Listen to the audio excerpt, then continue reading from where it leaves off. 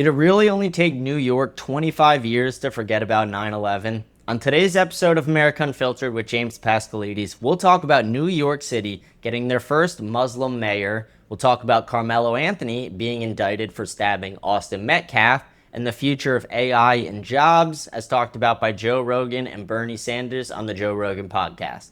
All that, much more, coming up on today's episode of America Unfiltered with James Pascalides, starting now. The moment is here. This is our moment.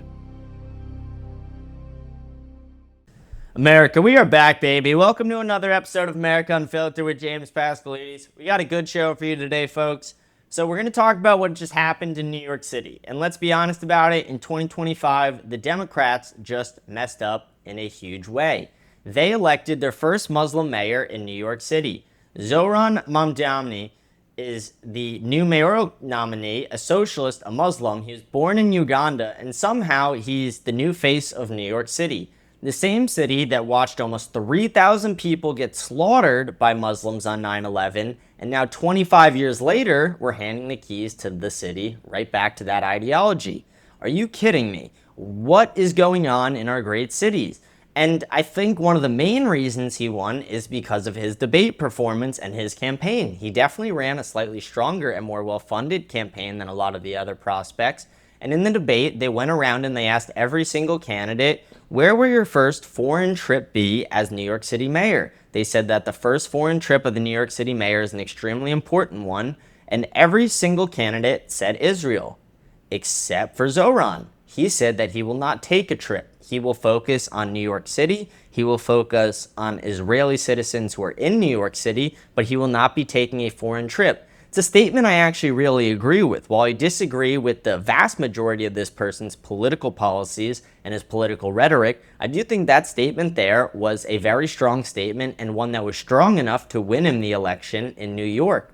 This is something that I think will be a massive blow to New York over time. Having a Democratic socialist Muslim as your mayor will ruin the city. It does not align with American values. It does not align with American culture. He is not trying to push for bettering New York. He's trying to push for defunding the police. He consistently tweets that out, and he is going to have to address these issues publicly now. He has tweeted out defund the NYPD on multiple occasions, citing that it makes it difficult for minorities and LGBTQ members to live in the United States with the NYPD, that they are constantly harassing them. The NYPD members do their jobs every single day, put their lives on the line against violent criminals who roam the streets in New York because the Biden regime allowed them to pour in over the last 4 years. These are huge problems in our nation. This guy, he campaigned on housing, on labor, on social justice, all the buzzwords, but underneath all that, we know what this is. It's identity politics taken to its logical conclusion. Replace the people, replace the culture, replace the memory of what actually happened. That's what this is. It's erasure. And the response from the America First crowd is, damn, we're really angry, and we should be. We've got a guy who won the mayoral primary in the biggest city in America, and the entire conservative establishment finally started asking the question we've been screaming for years. Who do we let into this country? Who do we hand power to in this country? And why do we keep pretending like there's no pattern here? You saw Charlie Kirk, even he's starting to get it. He ran a poll on X just today asking if the US should move to a net zero immigration policy. This is something that the America First movement have been pushing for a long time. Think about that. It's not just secure the border talk anymore or stop illegal immigration. That's Nick Fuentes level, full on America First, no more in period, because people are finally seeing where this goes. You open the gates, flood the country with people who don't share your values from the third world, your history, they don't share your blood, and then one day you wake up and you're being ruled by the very ideology that attacked your greatest city. It's not Islamophobia, it's pattern recognition. You cannot have a nation built by Americans for Americans and then turn around and pretend it's totally fine to hand it over to people who don't share that foundation. We have a lot of people in our government like this. Ilhan Omar is one of them specifically. She does not even like America. AOC speaks out against America as well. But this is happening, and if you're not talking about it, then you're pretty complicit in the fall of this country. Whatever you want to say about how diverse or inclusive it is, I'm not buying it. A Muslim socialist running New York City isn't proof of progress. It's proof that we've lost control. We're letting people with foreign ideologies, foreign loyalties, and no real connection to the country walk straight into the halls of power. This person has not even been a citizen for 10 years. They've been a citizen for 8 years. It's not unity, that's suicide. And it's not just a cultural issue. It's a national security issue. It's an identity issue. And if we don't draw the line here, there won't be a line left to draw anywhere, because when you let that foundation rot, when you hand over your cities, your schools, your courts, eventually you get exactly what you're seeing now, a total breakdown in values. And it brings me what happened in our next topic here. Carmelo Anthony, we've talked about this before, the thug who stabbed his 17-year-old and let him bleed out in his own brother's arms like it was nothing at a high school track event, is now being indicted. We are losing our values. We stopped protecting good kids. We started making excuses for criminals. So let's talk about what justice really looks like. Let's talk about what Carmelo Anthony did and why no one in power is willing to say the truth out loud anymore. And I don't mean the president, the media. The media is unwilling to report what actually happened here. What happened in Frisco, Texas on April 2nd, 2025 should be front page news in every city in America. It should be national outrage. It should be burned into the public conscious like George Floyd, Trayvon Martin, but it's not. Why? Because the victim did not fit the narrative. The victim was white. So the media did not care at all that this person was stabbed in the heart at a track meet and died in his brother's arms. That is terrible. Nobody should go through that. It does not matter the color of your skin, but the fact that the media ignored it because he's white is blatant racism and media bias. He was the kind of kid this country should be building around. Austin Metcalf, the child who died, he was strong, smart, disciplined, respected, and he's the kid who ended up being stabbed in the chest for asking someone to leave his team's tent during a track meet, someone who was not supposed to be in his team's tent. He wasn't in the middle of some gang war, not in a bad neighborhood. This was on school grounds during a school athletic event while it was raining. And the only thing, like I said, he did was tell another student, Carmelo Anthony, to leave his team's tent. And for that, Austin ended up dead. One stab straight to the chest, gone, his twin brother, Hunter, holding him as he collapsed.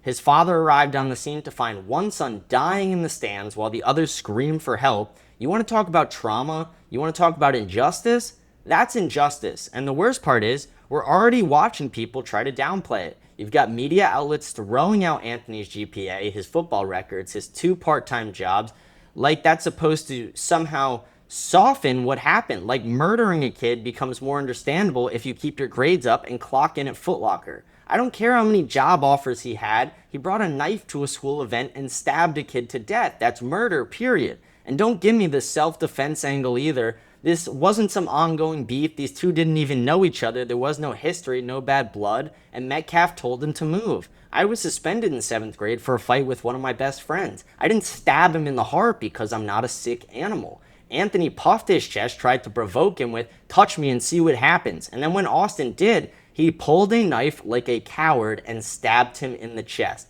You don't get to call that self-defense. That's not standing your ground. It's escalation, and that is psychotic.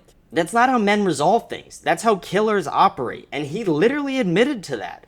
On the scene, told the cops, he put his hands on me, then turned around and said, I'm not alleged, I did it. No remorse, no panic, not freaking out, just matter-of-fact acknowledgement that he ended a kid's life over nothing. And now what? We're supposed to have a debate about whether it was justified?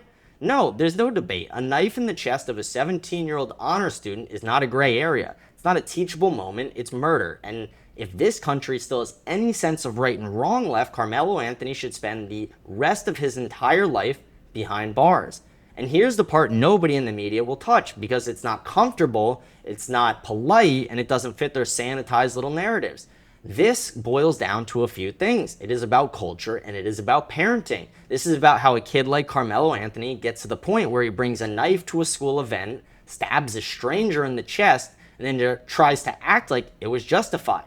That doesn't come out of nowhere. That comes from home. That comes from failure to teach basic right and wrong. And the worst and most revealing part, it wasn't even just Carmelo Anthony's behavior that told the entire story. His father's as well. After the stabbing, after the arrest, and after the bond hearing, you'd think any decent parent would go silent, take accountability, mourn the loss of life, even give an apology maybe.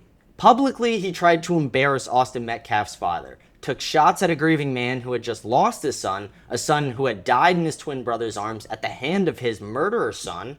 That's not grief, that's not heartbreak, that's narcissism, it's moral rot, and it tells you everything you need to know about Carmelo and how he was raised. Because in a functioning home with strong discipline and moral structure, that boy would have known you don't pull a knife on someone because your ego gets hurt. You don't stab someone at a school track meet. You walk away. You de-escalate. You show restraint. Or even if you don't, maybe you punch him in the face or shove him back. You don't stab a kid in the chest. Like I've said, boys will be boys. They're going to fight. They're going to scream. They're going to push each other, maybe hurt each other a little. But if you are murdering someone because you don't like them and their skin color, or you don't like that they told you to leave, then you are a massive problem to society and you need to be dealt with. You need to be put in jail for the rest of your life. There is a huge problem in this country, and it is a culture problem. Black culture promotes gang violence. They promote murder. They don't promote the de-escalation of situations like that. They actually promote, don't let you disrespect me. I will put my hands on you. It is a terrible,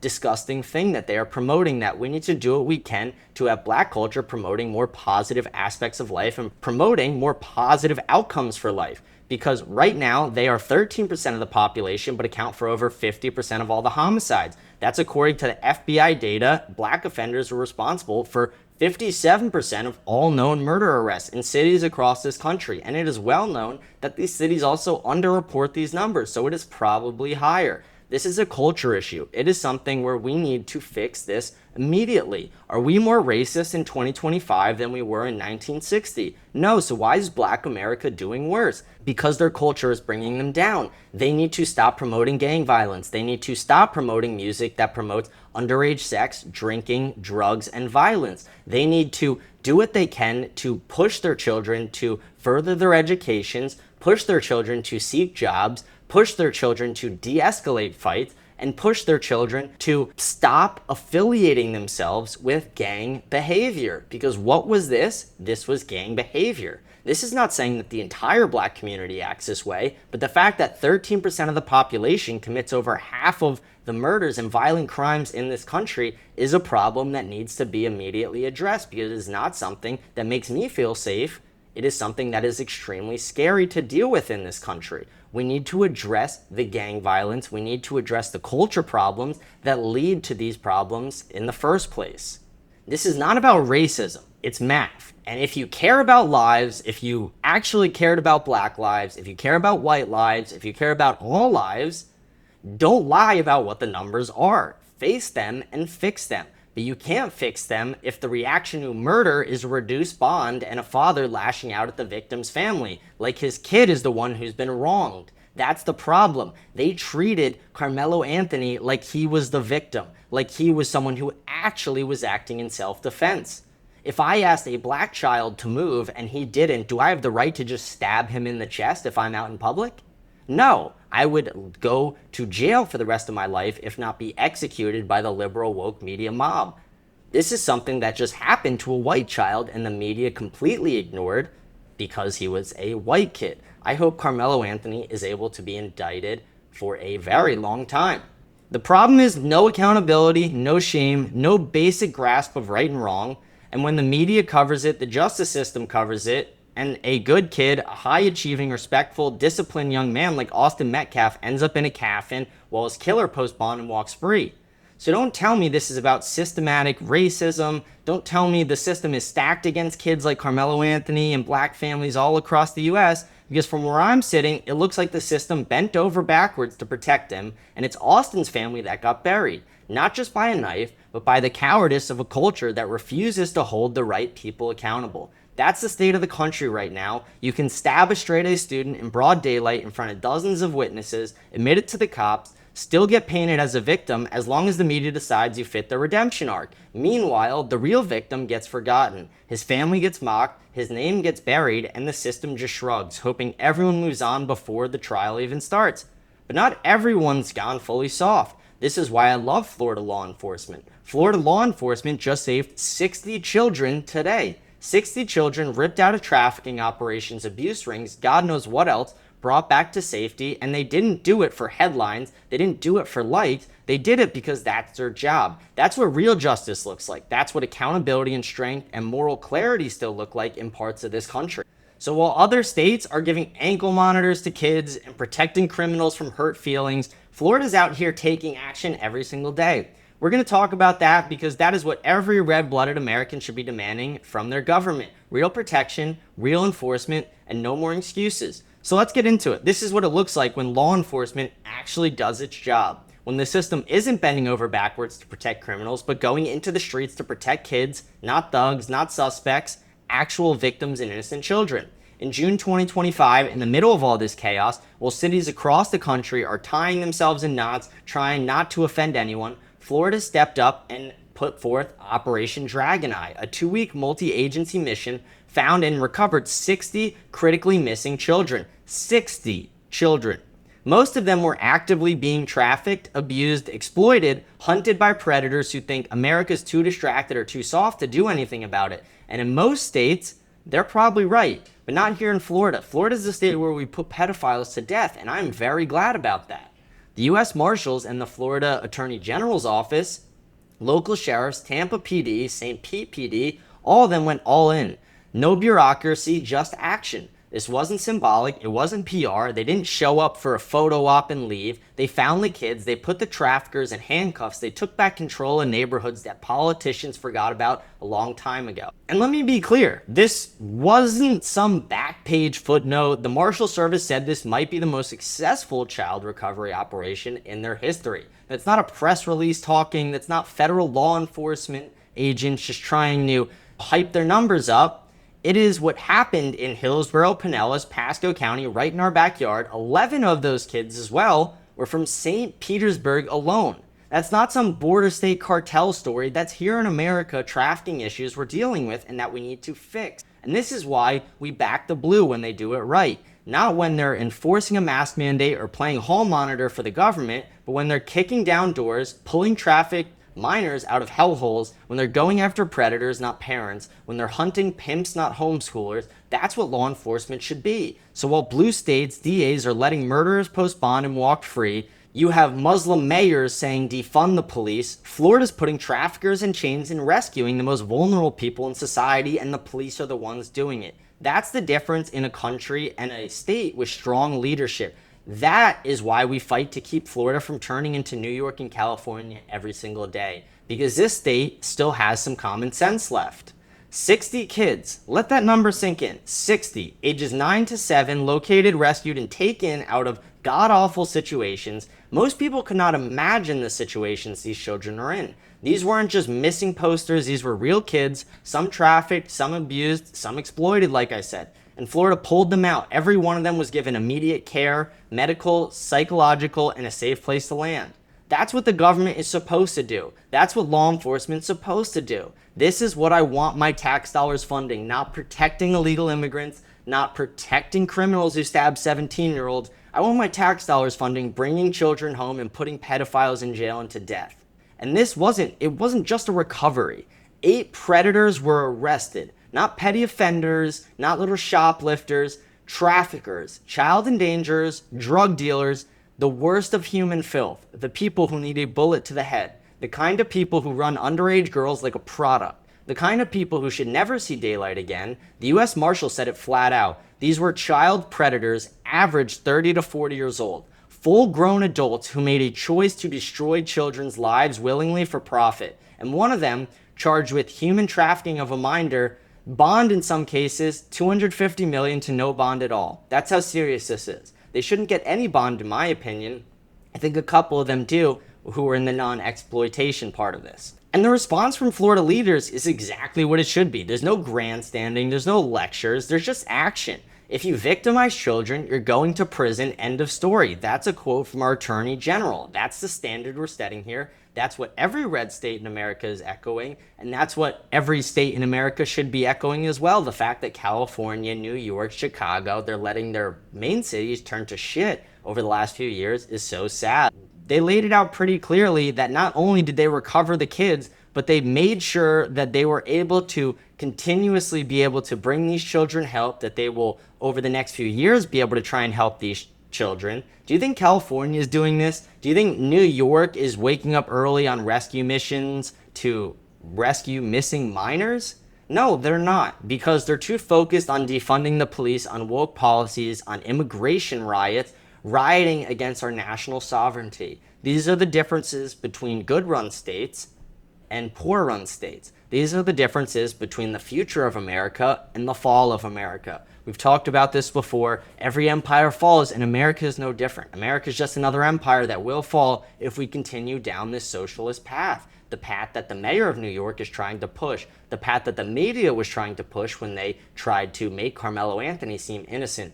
The path that the media is trying to push when they don't highlight the fact that Florida just freed 60 kids from trafficking. Again, this should be national headlines. New York Post, Washington Post, MSNBC, Fox News, CNN, every one of them should be posting about this. Almost none of them will. You'll see Fox, you'll see a couple of them post about it, maybe a small opinion article here or there, but you won't see a front page headline on this. But 60 children, 60 of God's children were freed and saved. Thank you, Lord. Christ is King. Thank you, Florida, for everything you did to save these children. It is so sad that we have states around this country who do not support this, who do not actively push this in their media, and who push these woke agendas in their media instead. The fact that the mayor of New York saying that he wants to defund the police gets more coverage today than Florida officers saving 60 missing children from sex trafficking is disgusting in my eyes. It makes me want to spit at the floor of the New York Post. And I want to go on to our last topic. We're not just losing control in the courts and in our streets, we're also going to be losing control of our economy sooner or later. We're raising an entire generation that doesn't know how to work, doesn't want to work, and doesn't know what that looks like anymore. They're watching the world shift under their entire feet, and not because of outsourcing, not because of inflation, but because of AI, automation, code that replaces labor. And I just listened to Joe Rogan, Bernie Sanders sit there and talk about it like it's some big philosophical question, like, what will we all do when AI replaces jobs? I'll tell you what's going to happen. People are going to collapse because this country is not ready right now. My generation isn't ready. Nobody's teaching these kids what's coming. And by the time they wake up, it's already here. I remember hearing my whole childhood, learn how to code. It's irrelevant to know how to code now because of just ChatGPT, which is the base level of AI. When Joe Rogan and Bernie Sanders sat down, they talked about AI like it's this mystical new god we're all supposed to worship. Bernie says we should use AI to shorten the work week, 30 hours, give people time back. And at first, that might sound fine to some people who don't understand actual politics and people who do want time off, who don't want to work. But let's not pretend that's what's happening. People aren't working less because they're being freed. They're working less because they're being replaced. Bernie talks about meaning and creativity and social bonds like people are just going to become artists and philosophers once AI takes over. Like they'll just go do the thing that's been on their mind for the last 50 years. Like a guy who's been working in a factory for 50 years is now going to go pursue his passions. No, all that guy knows is stamping one thing up and down all day for the last 40 years of his life. And you're taking that away. That's what AI is doing. You think the average 20-year-old addicted to TikTok and dopamine is suddenly going to find meaning in painting or community gardens? No, they're going to collapse. They're going to get more depressed, more aimless, more drugged out than they already are, because no one's built for a life without work, especially in a country where work is the last thing holding people together. And Joe Rogan, to his credit, pushed back a lot. He asked the real questions. What happens to purpose when the jobs are gone? What happens to discipline, to routine, to a reason to get out of bed in the morning? Bernie gave us the usual progressive answer. We'll just figure it out. We'll drift into this utopia. These people don't think about this stuff. They don't think about when we automate retail factories, logistics, customer service, entry-level tech, all of driving, that everyone's going to magically pivot to some AI-enhanced creative economy. That's fantasy. It's not real life. Look at the numbers. McKinsey says 30% of work hours in America could be automated by 2030. Some estimate 40%, maybe even half of all jobs gone. And yeah, they love to say now new jobs will be created. Sure, great, but they'll be technical, elite, centralized, pretty gate-kept. Not everyone's going to become a prompt engineer for AI. Most people wouldn't even qualify or know how to do it. What happens to the kid who used to work at UPS or a single mom who did data entry? What happens to the average person in America who is not extremely high in IQ and doesn't have the learning capabilities as some of these younger generation kids will who grow up with AI? That's the real question, because what they're trying to sell us is this utopian post-work fantasy world. But what I see tens of millions of people made obsolete, I see socialism and told it's their fault for not adapting fast enough. I see corporate boards celebrating efficiency gains while entire communities die from fentanyl and hopelessness. I see people like Bernie Sanders, who used to stand up for workers, now cheering on the very system that's about to make them irrelevant. It's not progress. This is a just slow motion collapse, dressed up in TED Talk language like we're moving to the future with AI. And the people most affected by it is my generation, the generation that already does not want to work like our parents did. And again, it's not because we're lazy. It's because we see the world for what it is. We see the fact that most of the jobs are getting replaced, and setting up a long-term career is just a dead end. So let's say Bernie Sanders and the progressives do get their way. Machines take over our jobs, warehouse, trucking, retail, fast food, tech, all gone. What's the solution? In their world, you just slap a bow on it, give us all universal basic income, cash for everybody, no work required. Here's $1,000, a few $1,000 a month. Go paint, do some pottery, or go on a walk. Silicon Valley loves that idea. Elon Musk, Sam Altman, Zuckerberg, all of them are out here saying that universal basic income it's the scenario that's going to happen. The best case is a society where nobody works, nobody builds, nobody earns, just sits around while the machines generate all the GDP. That's their utopia. Sounds more like a pharmaceutical holding tank for civilization, though. It doesn't sound real. Altman's already running trials in Texas and Illinois. Is handing out $1,000 a month to low-income residents to see what happens. Supposedly, they spent it wisely. Food, rent, necessities. But again, this is a small, very targeted study. But what's also going to happen from this is you're going to rot work ethic from the inside out. They point to places like Alaska or Singapore, like we're just one dividend away from building a harmonious society. But Alaska has oil, Singapore has national discipline, the US has TikTok, DoorDash, and half a generation that thinks being an influencer is going to be a real career path. You really think handing them free money is going to raise standards? You think that's going to restore purpose, structure, national dignity? But in all honesty, my generation is pretty dumb. And that's not to say they're all dumb, but it's to say that there is a massive part of my generation who does not have any work ethic, who has really never worked a real job in their entire life, who has just thought that this influencer mentality is what's going to carry them their entire life, that every one of them is going to be Kim Kardashian or something.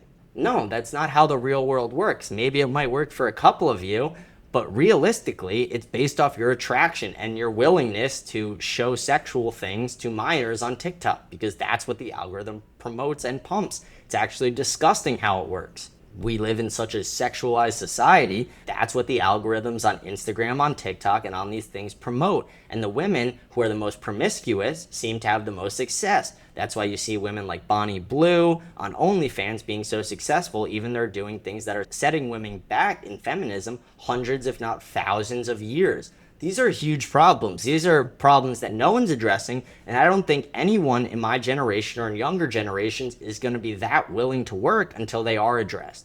I don't think until there's a solid plan of this is what the world is going to look like when AI takes all the jobs, I don't think anyone's going to want to work until they actually have a realistic understanding of what that looks like. Because right now you hear conjecture from different people, different billionaires, different politicians, and all of it's bullshit. We all know that. No one actually knows. Even Elon Musk and Sam Altman and the people at the forefront of AI really have no clue what they're talking about when it comes to what the future will look like with AI. AI is a black box, and we don't know what's in it. It's Pandora's box, and it's already been opened. We cannot let it back inside at this point. When we try and delete it, it literally blackmails us to not let us delete it. AI will take over. AI will take over most jobs, and if we don't get AI in control, it will be able to destroy all humans.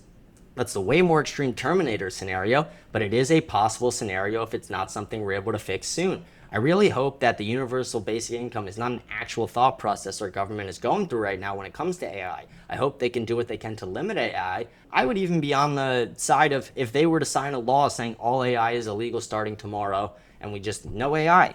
I would do that as well. I think it would be better for humans and better for society. I think people, when they use AI, and studies are showing this, that they're actually becoming dumber. People who use AI for the majority of their research and the majority of their work, schoolwork, housework, whatever it is, they are pretty much putting their brain on autopilot. They're not thinking. And what this generation needs to do is think a lot more. Pick up a damn book. Do some learning. Educate yourself in a real way. It's one of the reasons we are seeing the fall of America in real time. These are all things that are upsetting me. These are all things that are problems in this country, and these are all things that need to be fixed almost immediately. I'm James Pascalides. This has been episode 76 of America Unfiltered. I'm signing off today. I hope you guys have a blessed day. Thank you.